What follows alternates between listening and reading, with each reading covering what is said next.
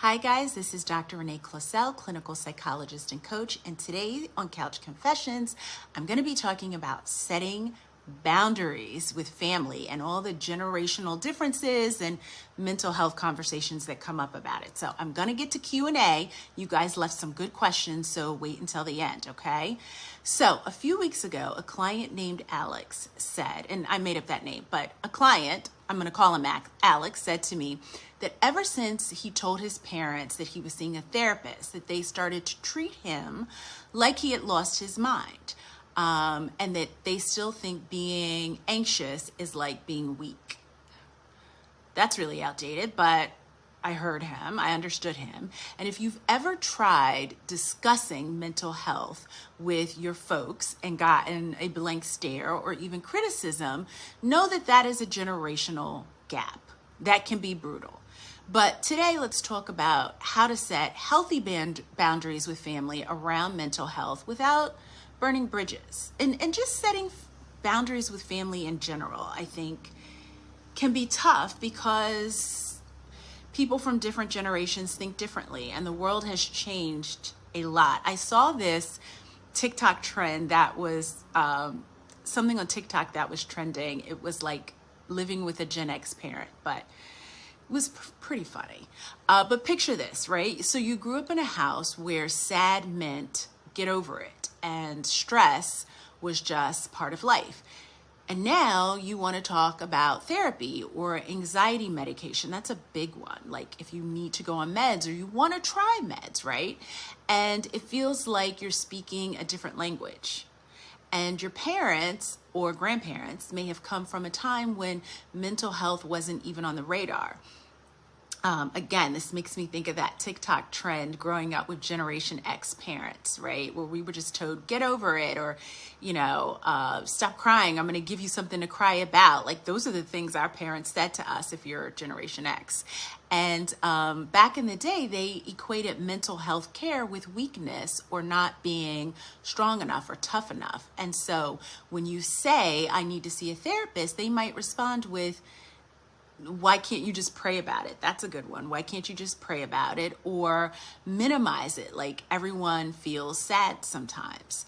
So let's first acknowledge that there is a huge generational divide, and that's real, okay? That's not made up. That is real, and that often people from different generations don't quite understand each other. So often parents genuinely love you, but simply they don't understand. And one trick is to frame mental health in terms they relate to. So for example, I have health checkups for my body, so I have therapy checkups for my mind. They still might not bite the bullet or agree with you, but they might get the analogy. And you have to be okay with like, maybe they're just not going to get it. And that's okay. Or you might say something. Here's another thing you might say. My doctor recommended seeing someone for my anxiety, just like they'd recommend medication for something else, right? It's a part of staying well and staying healthy and self-care and taking care of yourself. Second, I think boundary setting is really your ally here. So if at every dinner, like every dinner becomes an interrogation or you feel like you are on the stand about anything, why aren't you married yet? Or why do you talk about therapy? It's okay to say, I'd rather not discuss that right now. It's okay to say that. Like I tell people to have like a toolbox of things to say in situations like this, because often when people say things like this to you, you're like a deer in headlights. You just kind of freeze instead of having a comeback. So, have your little one-liners and comebacks that you can say so you can steer the conversation in a way that sets your boundary, but gently be firm and push back a little bit with compassion and with calm compassion, right? So another thing you can say is, I hear your concern, but this is important to me, and I'm working with a professional who's helping me. You don't owe them a lecture on the DSM criteria. or you don't have to try to convince them. A short, respectful statement is enough, and that's it. It's your choice, right? So I recall working with a client. I'm going to call her Priya, okay? And Priya's mom insisted that therapy was just like talking nonsense, right? And so we would role play how she might respond to her mom because it was really important to her. And her mom kind of putting it down to her like, oh, it's just nonsense talking, really made her feel bad. And so we role played, and this is one of the things that I told her, or we talked about how she might respond to her mom by saying, Mom, I understand it sounds strange, but this is my way of building tools to handle stress. And when I'm calmer, I can be a better daughter. So you see how that simple reframe shifts the focus on how therapy can benefit the family dynamics. And it often softens resistant to family members, right? But again, don't feel pressured like you have to explain yourself or teach them. I always say it is up to the individual to teach themselves. So inside my Empower Your Mind membership, we have monthly family communication workshops where we break down common scripts, what to say and how to say it, because this is something that's really big for a lot of my Gen Z and millennial clients, how you can practice phrasing things in a way that it feels natural. And I know that a lot of you guys use Chat GPT for that, but and that can help. But sometimes you just need a real sounding board to give you ideas on how to rephrase these things. And in my private therapy sessions, we dig deeper into your own history, right? Why does your anxiety spike around certain family triggers? And when you understand your own patterns, you can respond more confidently instead of like reacting out of fear or anger or disrespect. And when you practice it, when you practice saying your boundaries, you can just roll it off your tongue without the big emotions of it, if that makes sense. So think about, what if your family still refuses to respect your boundaries, whatever they are? I think that's where self-care comes in. So maybe you start to limit visits to shorter windows, or you arrange like natural, I don't know, like meetups that are in a public place, like a coffee shop, instead of your childhood home, like more neutral places. The goal again is to preserve your mental health without completely cutting yourself off from your family and the people that love you and you love them. And unless it becomes abusive, you still want to have them in your life in some way, right? But always safety comes first. So that's why I say if it's not abusive. So all that said, most families will adjust over time when they see you healthier and happier, right? And when they see the product, right? You're healthier, you're happier, you're more resilient because of your boundaries. So sometimes it takes patience and consistency, but it can happen.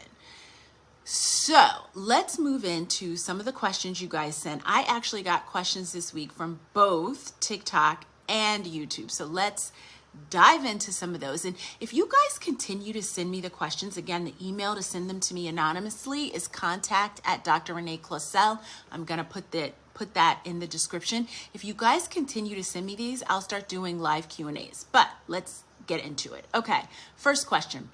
Every time I say I need space to breathe, my parents guilt trip me. How do I stick to my boundaries? Okay. Guilt tripping, let me be clear. Guilt tripping is a control tactic, but you don't have to take the bait. So when they try to shame you by saying stuff like, I'm looking at my computer here, you never spend time with us anymore, or anything like that, the way to respond is with empathy, but with clarity. Right? So you can say something like, I love you and I value our time together.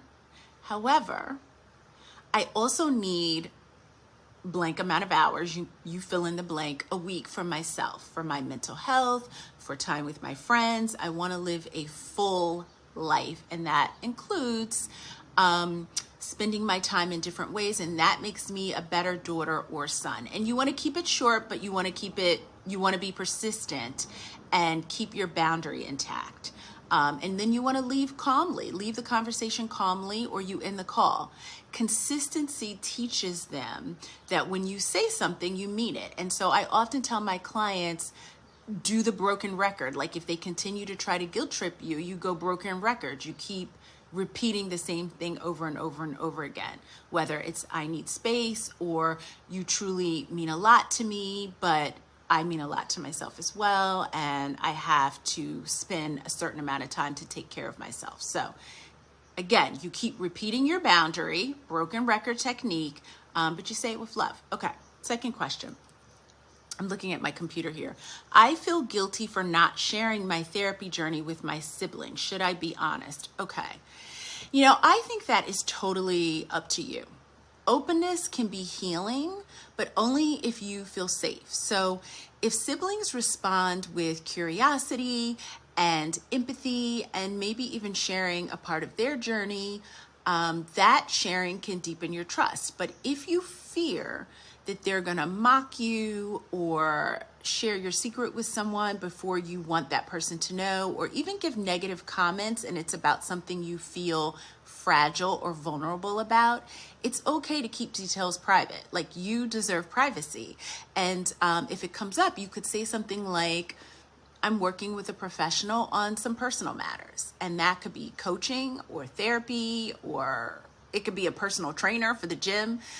You could say, I need everyone's support to make this work, if you feel like sharing, right? But you don't have to share every detail either, right?